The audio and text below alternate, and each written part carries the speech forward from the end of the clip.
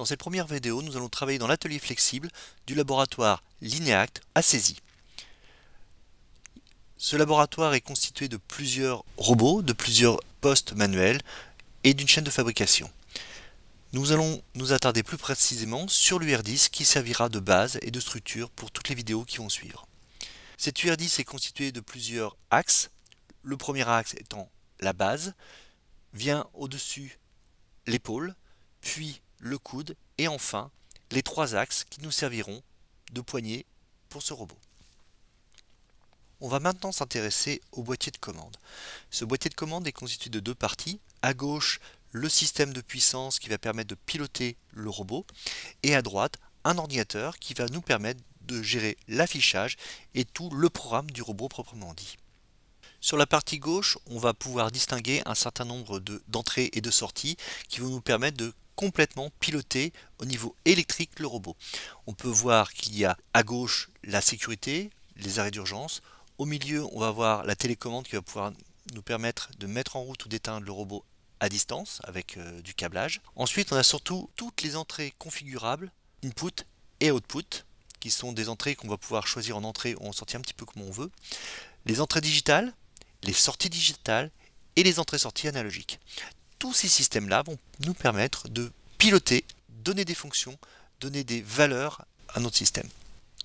Sous l'ordinateur, on va avoir à droite la clé USB qui contient l'ensemble du programme qui nous permet de faire tout l'affichage graphique. On a également la sortie vidéo qui pourra être réutilisée pour d'autres affichages si nous le souhaitons. Vous avez également une entrée Ethernet qui va nous permettre de piloter à distance le bras robotique. Et enfin, deux prises USB qui sont disponibles pour brancher d'autres équipements si nous le souhaitons. En regardant en dessous, on retrouve notre prise Ethernet, c'est juste un déport de la précédente. On a également le câble de sortie qui va vers le robot, qui contient toutes les commandes pour les différents moteurs des axes du robot. Et enfin, on a bien sûr le câble d'alimentation qui permettra de fournir l'énergie pour tout ce système. Quand on veut mettre le robot en route, une fois qu'on a branché correctement, il suffit d'appuyer sur le bouton Power. À partir de cet instant, on a tout le cycle de démarrage, de boot du système qui va s'effectuer.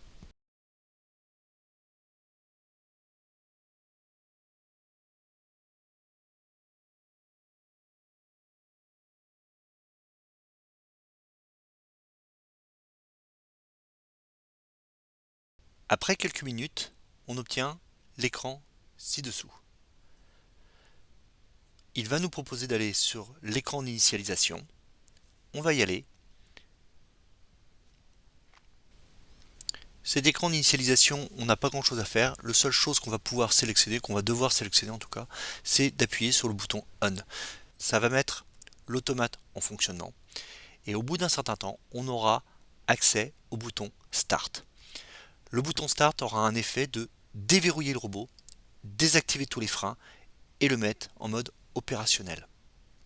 Une fois que le système sera en mode normal, on pourra cliquer sur OK et ainsi pouvoir commencer la programmation de notre robot.